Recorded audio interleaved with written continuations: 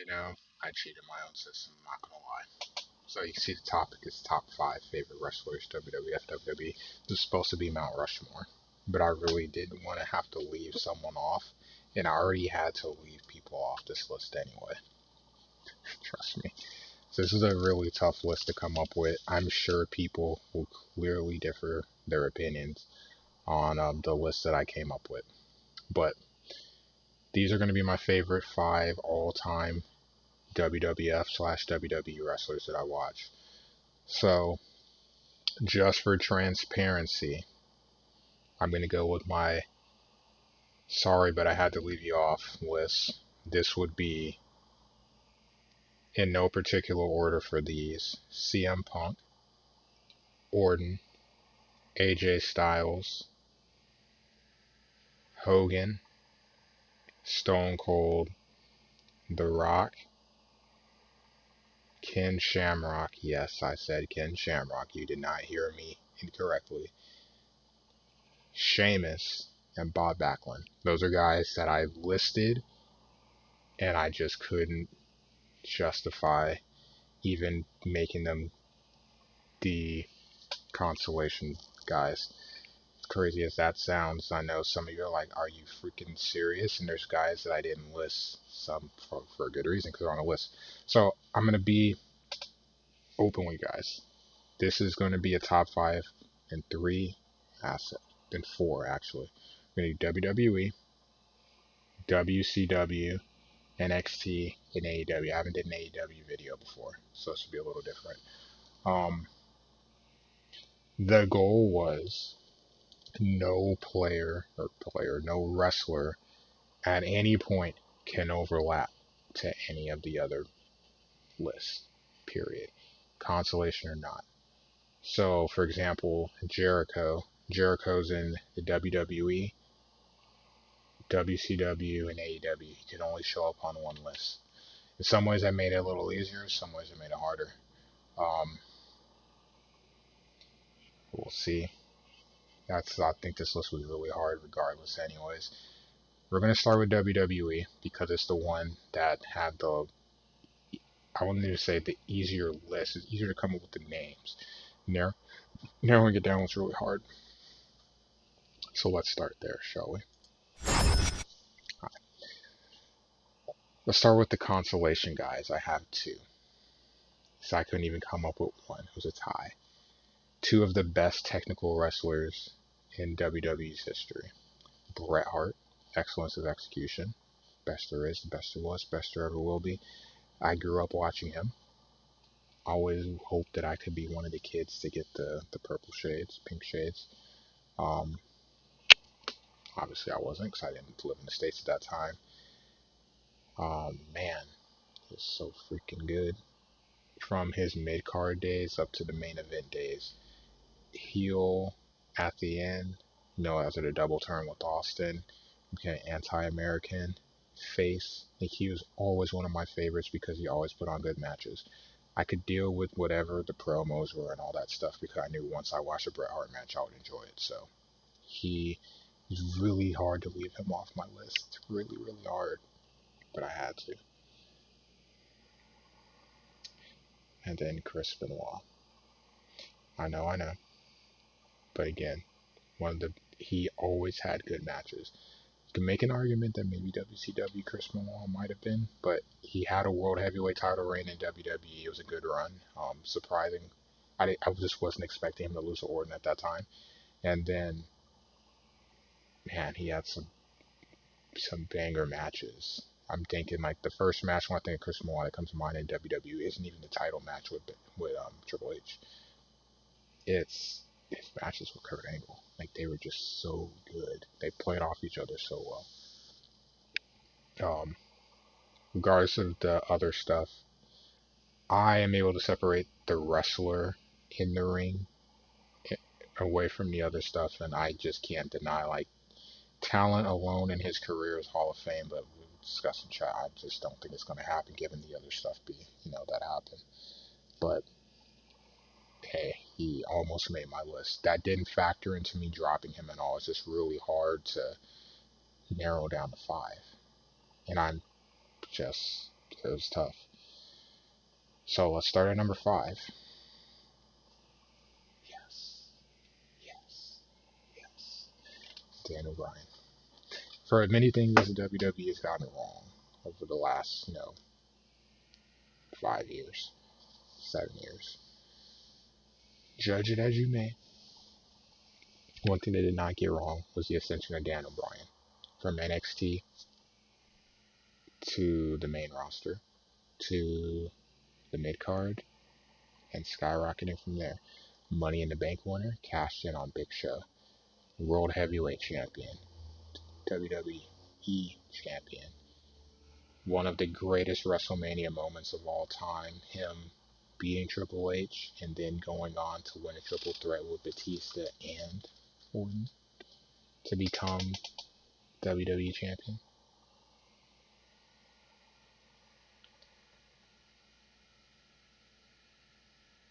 Such a humble guy, great in the ring. He's able to work with bigger and, you know, bigger guys. And then, guys his size too. And it's just art. Some guys have, when they get in the ring, you just look at it and it's like it doesn't matter who they're in the ring with, the matches look great. Bryan's one of those guys. Um, Even as a heel, when he, kicked AJ in the nuts, I marked out so much. Again, WWE has get a lot of things right and a lot of things wrong. Some can argue a lot more wrong of late. But man, when he went heel and beat AJ, the stomping on the face as he's holding up the arms, like, oh my god, like, I was so shocked. I was so happy. And it led to some entertaining stuff for sure. I wish it could have went a little bit better. He put over Kofi. Can't forget that. Imagine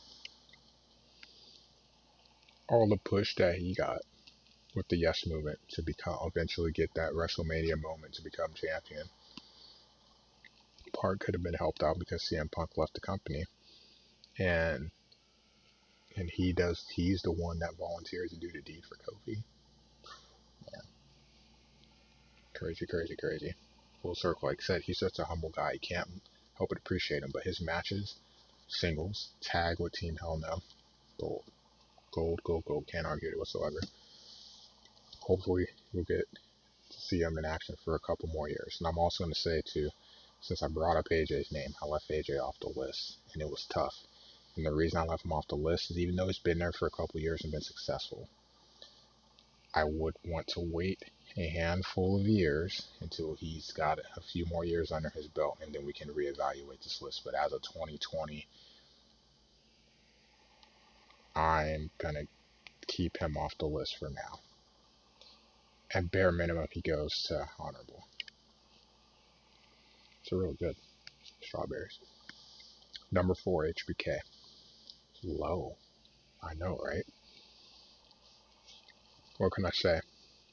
Tag team with Marty Jannetty. One of the best tag teams, my favorite tag team to watch as a kid. I was kind of surprised to see him, boom, super kick and then head through the mirror at the barbershop. Um, that moment stuck out with me, and he just did everything he could to be successful from there. Um, Man, so many 5-star matches with him. I mentioned WrestleMania matches he had in the video about him being on the Mount Rushmore, but I can point to other matches with Orton, Royal Rumble matches, just being in the Rumble and how he performed in those. Um, the Hell in a Cell match with Mr. Undertaker, where was it Bad Blood, where Kane was unveiled. Like, dude just puts on great matches. I can't, in my lifetime, granted I saw a lot of Flair, but I didn't see all of Flair, like I saw all of HBK. Basically, I feel like he's my generation. I have not seen anyone put on more 5-star matches than HBK, and I'm not sure I ever will. I'll just say it.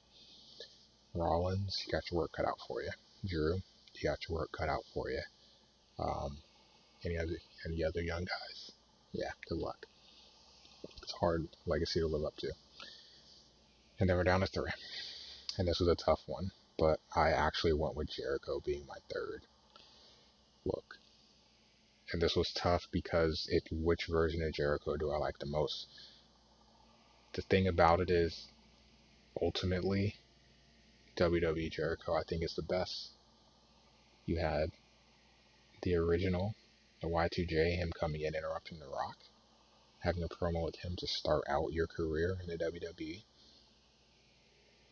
A triple threat match with the European, I believe in a European interview because Hurt was a Eurocontinental champion. So a triple threat match with him and Benoit. Funny enough, I believe Angle lost both titles and didn't get pinned or submitted in either one. Go figure. Um, you had that Jericho. You had the making fun of Stephanie Jericho.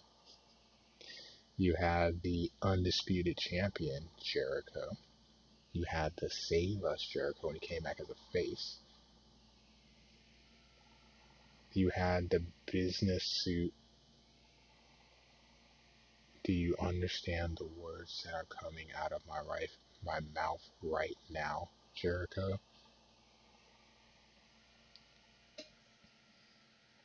That to me was probably the best. The rivalry he had with Michaels with that Jericho, amazing. Like he was just, and then you still have the list with him and no, with him and KO. Festival of Friendship, never forget that. Um, I don't think I've seen a wrestler be able to reinvent himself as many times as he did. Every time he came back, every time it was successful, every time the crowd got behind it, whether it was as a face or a heel, with the proper um, response. Jericho was that dude. And he was good in the ring, too. It's one of the things that I talk about with him and this next guy. Give me the Attitude Era. And I'll just go ahead and say the next guy. Number two for me is Kurt Angle.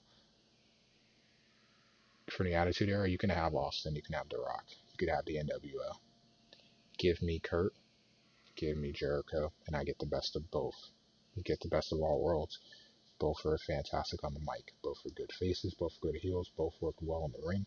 You could say that they lacked a little bit of star power, or maybe a little more than a little, in comparison to Stone Cold and The Rock and maybe the NWO, the original core before it started to blow up and everyone was an NWO member. Um, but Angle for me was huge because he became my favorite wrestler, minus number one in the Attitude Era, towards the end of the Attitude Era, going into Ruthless Aggression.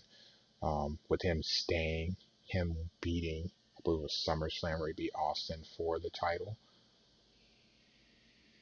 His match with HBK at WrestleMania, going Hollywood, yeah, great match. Show stealer of the card. The match he lost to Eddie Guerrero, where he went for the ankle lock, but pretty much pulled off his boot and then got rolled up. That was a funny ending. It pissed me off, but it was funny. The triple threat with him, Orton, and Ray, where Ray won still. Like, then he chopped the belt to Lesnar. Didn't care about losing. Great matches again. And then just some of the funny stuff he did. Just the trolling with Edge, the hair versus hair match. Sorry, Kurt. The trolling with Edge. Some of his catchphrases and some of the things he did. The milk. Edge with the stickers on his back. The mini hat with Austin and Vince. Oh boy. Kurt Angle never disappointed. Ever. And then obviously we know what number one is. Best character in the business. I'll say my favorite version of The Undertaker is the Dead Man.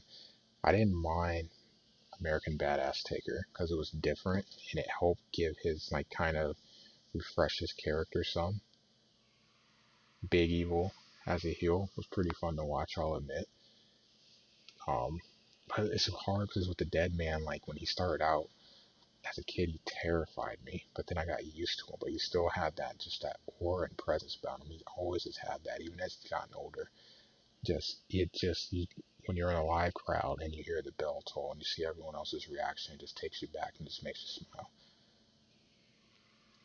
But he still has that presence. I don't think there will ever be a way for someone to overcome Taker on the list. But what do you guys think? I'm sure you have some different opinions on some guys on this list, or that should be on this list. I'm looking at Austin as probably a guy that everyone has. Austin and Hogan are the two. Maybe even that other guy that's won a lot of championships that I don't mention very often, Mr. Cena. But those are my five. Who are yours? Let me know in the comments below. We'll talk about it in the stream as well. Thanks for watching. I'll catch you guys in the next one. Next one we'll go over a really difficult one for me as well, WCW. Thanks for watching. I'll see you in the next video.